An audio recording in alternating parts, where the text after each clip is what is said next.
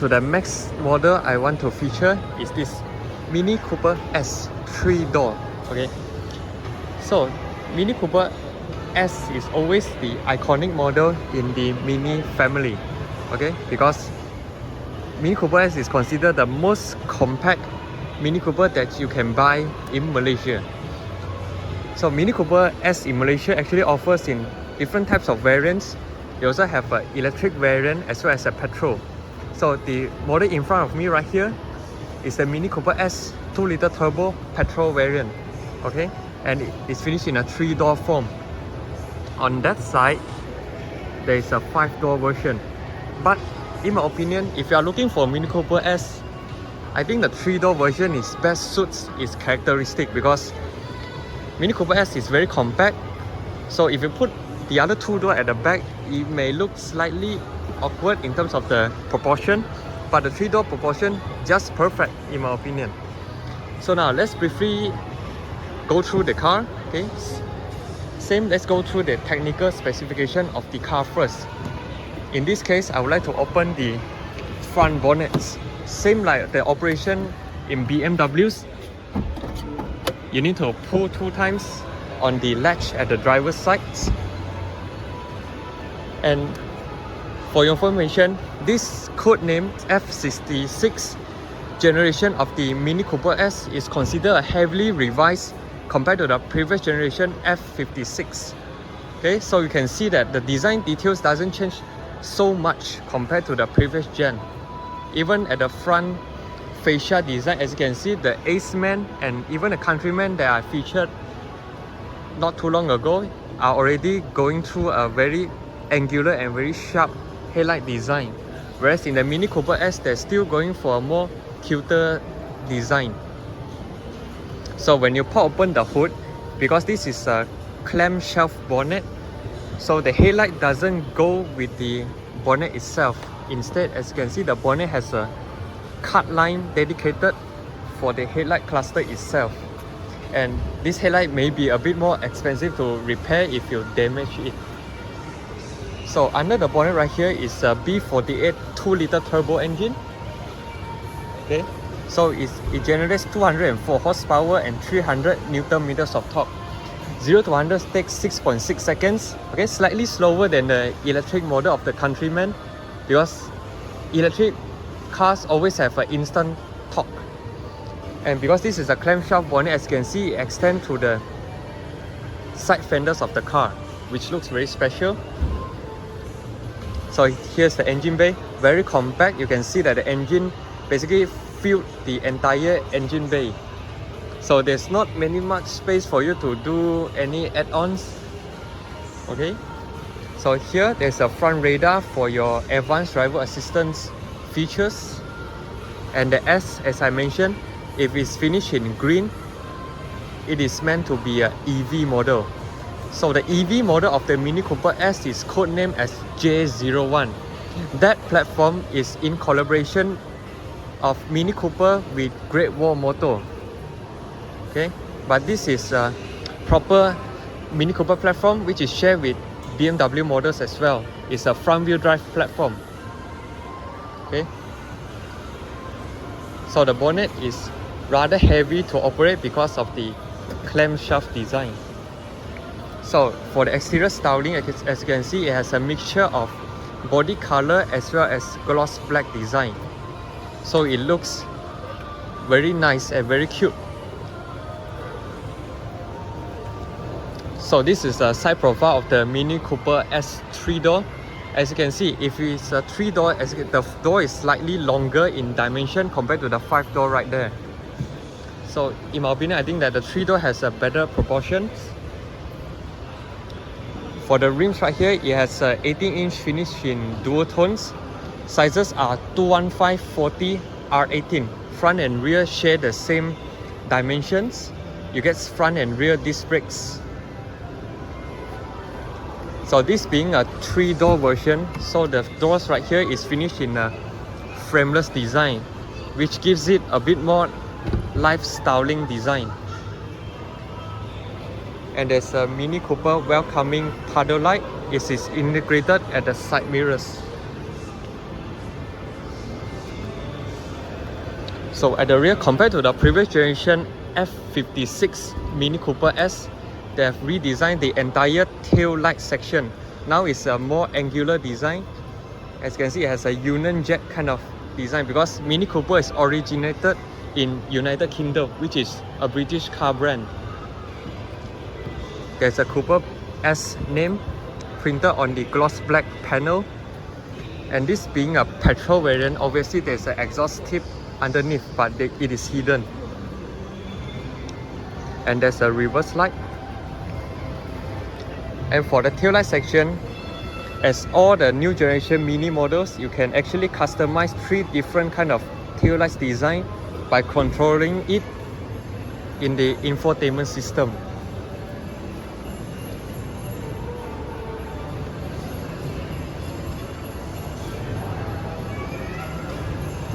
Looks very cheerful in my opinion, looks very nice.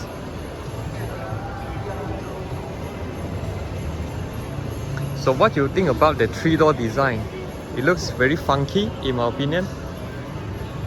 And it's very compact, so if you drive it daily in KL town, it should be very easy to maneuver and also easy to park. Okay. So now let's get inside the car. So you get a keyless entry, but it's only for the driver's side. When you pop open it, the doors, you can see that the interiors are majority finished in full black, and it's finished in a mixture of leather and fabric inserts. Seat adjustment is finished in manual. The reason is because there's another 2 seats at the rear. So for the passenger to get into the rear seats more conveniently, you just locate a lever at the driver's side, you pull it and you can just push forward. So it is the ingress and egress for the rear passenger. Okay, so I think that for 3-door or 2-door cars which has a rear seater, it's best to have a manual adjustment seat to have a more convenient operation. Here's the interior of the Cooper S. Very much identical to the Countryman, just that the dimension is a little bit more smaller because this is aimed to be a compact hatchback. So this part right here is to adjust the seat height. This is to adjust the seat back, and the seat position, there's a lever beneath right here. There's a bonnet release. And the door panel right here, because this is a 3-door model, obviously the dimension is a bit more longer, and you have some different design on the door handle itself. It's finished in a bronze color. Looks very interesting, and you have the same fabric inserts you found in the Countryman as well. Just that the color mixture is a little bit more conventional here. It's black with a little bit more blue and red stitchings. Steering wheel is a 2-spoke with the addition of the nylon string right here to give it a bit more interesting styling. Signal is on the left, wiper is on the right, and both has automatic function. Just like the Countryman, you do not have the front meters already. It replaces with the head-up display. To look at the speed, you need to rely on this central display, okay, which display a lot of information. Okay, so you also have your climate controls, your navigation, your Bluetooth telephones, so and so forth. This panel also same with the Countryman. This is your gear lever. This is to start your engine. You twist to the right to start. You twist to the left to just off your engine. This is to switch between your driving modes. This is to activate the 360-degree camera. Front and rear defrost. This is the interior air circulation system. You still have a rotary dials right here to control your volume or just off the entire screen. Okay, right here you have a spot for you to hook items, 2 cup holders, and a big storage space for you to basically chunk your handbags or whatnot. And they still have the same ambient light design where they project the ambient light behind this very nice rounded touchscreen head unit. Also has some very subtle ambient light design. Basically the design is not overly done, it's just spot on. And you still have this kind of string design, but it's just a design, okay? But it looks nice. And also you have a Harman Kardon premium sound system. Right here, the armrest you cannot move forward and back is a fixed armrest. 2 Type-C and 12-volt sockets.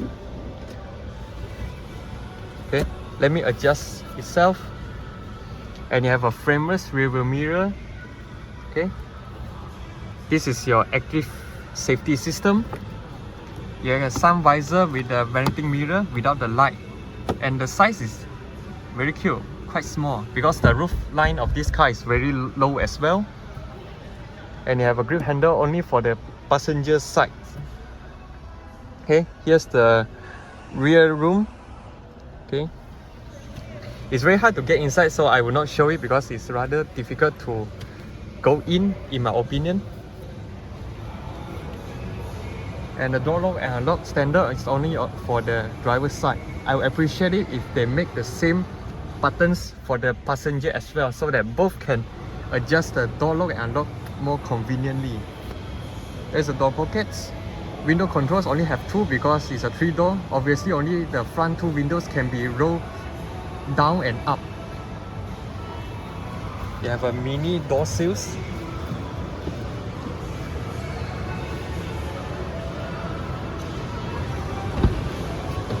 Because this is a petrol vehicle, so this is not a charging port, this is for you to put your petrol.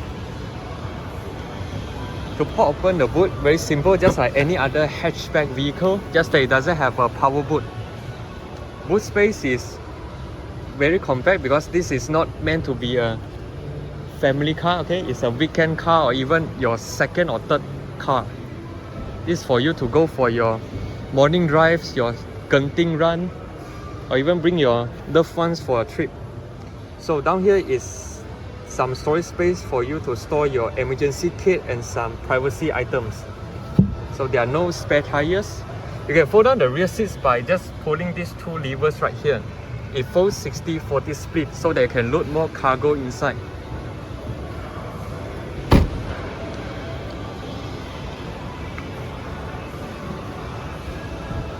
Here's the side profile of the Mini Cooper S. The dimension doesn't change much compared to the previous gen F56 generation.